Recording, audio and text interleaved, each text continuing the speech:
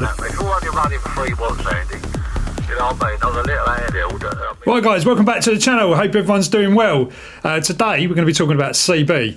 Now, as you know, if you've been following the channel for a little while, you know I've got hold of one of these not long ago, which is the President Randy handheld CB. Now, I've been doing a lot of playing around with this radio recently because it's an amazing bit of kit. It's, you know, like a modern handheld CB. You know, there's always been kind of old school CBs around, ones that run off batteries and all this sort of stuff, you know, like AA batteries. But this is really awesome. You know, obviously it's not as fancy as some of the other radios I've got, like the ICOM 705. You know, it hasn't got any kind of SDR features or anything like that. But it is still a HF radio in such a tiny package, and it actually works. So the other day I was out walking the dogs and I thought, you know what, I'm going to take the President Randy with me and just see who's about. You know, obviously this little kind of flexible antenna is not the best, so I thought I'd do a little experiment with the Telescopics. Now, me and Lewis have done this, you know, before. There's a video back where we were testing different setups on my little Midland portal pack thing that I'd made up using one of these antennas. So these are just 27 megahertz telescopics. I presume there's some sort of loading coil in there. They're BNC, and you need to have this little kind of BNC to TNC adapter to actually get it to fit on the top of the Randy. So yeah, I've been having good results with these little antennas, actually, really good. So here's a bit of the QSO that I was having with one of my friends who's fairly local. He was actually mobile, parked up, yeah, about 4 or 5 miles away, something like that. And most of the conversation we had was done in AM. That was another little test I wanted to do.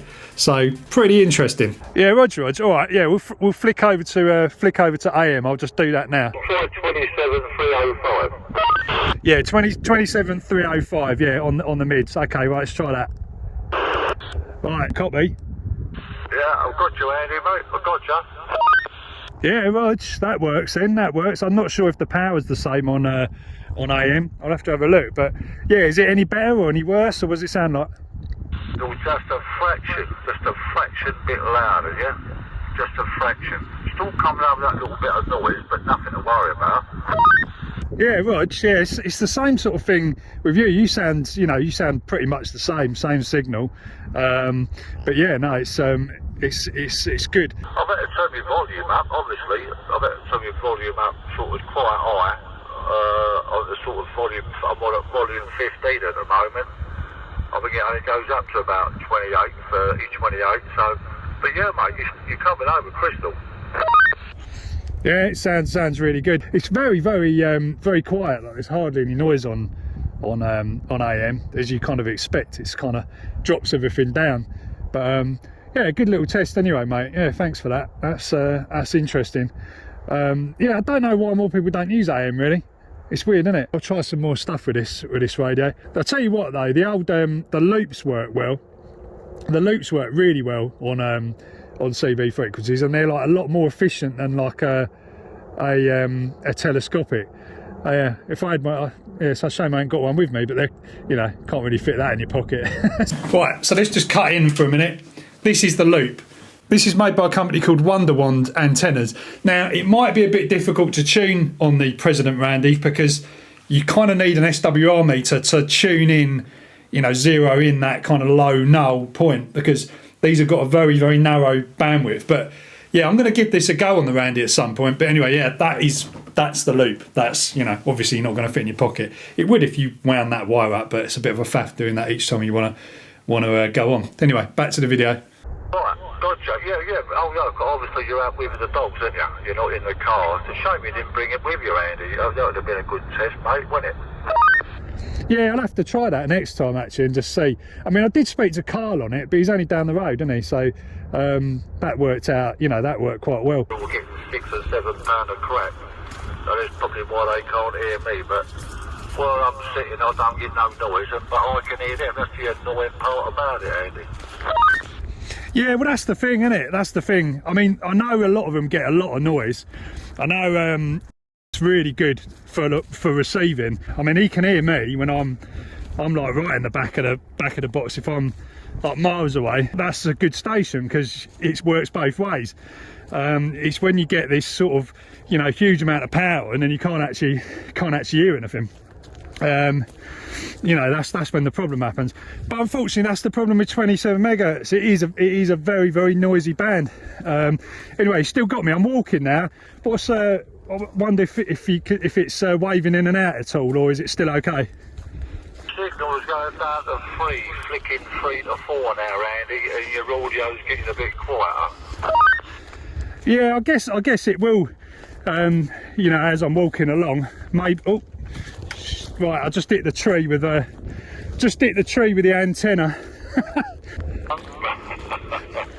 Well, as you say, it must be a very low tree then. But no, I mean, still, you know, well, you never know. You could be walking away from me, or you know, you could be a little bit way in the way if you're walking around. Because the wavelength's so long, I mean, you're not getting any flutter with it. If you're only running 3 watts, Andy, you know what I mean, on a little handheld, I mean, I'm not a million miles away, am I? But I wouldn't like to walk it.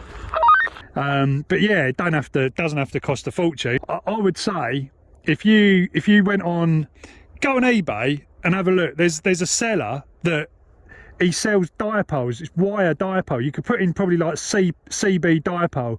You probably see the thing that I'm talking about. It's like a plastic. It's a plastic kind of mounting thing with an SO239 socket on it, and then it's just got 2 wires. One goes one way, one goes the other way, and then at the end of the wires, what's quite nice about that one is at the end of the wires they've got like little rubber insulators on, which, you know, obviously protect whatever, it stops whatever you fix it to actually, you know, being part of the antenna or affecting the antenna.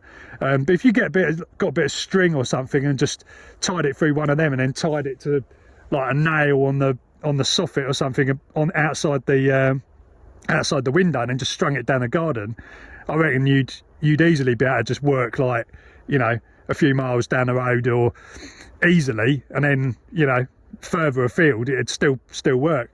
I mean, I think I tried loads of things with that. I tried putting like putting that on a pole outside, did that vertically, and I was speaking to John in Luton, no problem at all, like from Hartford.